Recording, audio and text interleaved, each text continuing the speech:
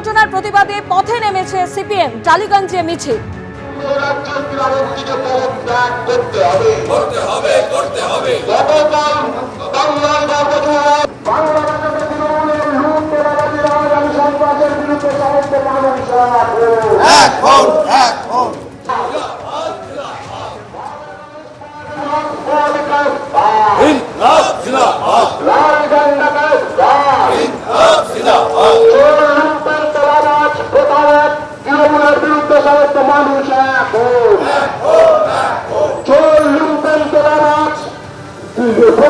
তৃণমূলের বিরুদ্ধে সমস্ত মানুষ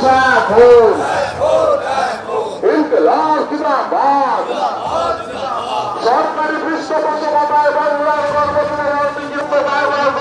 অবিলম্বে রাজ্যের ক্রীড়ামন্ত্রীকে পদত্যাগ করতে হবে। গতকাল বাংলার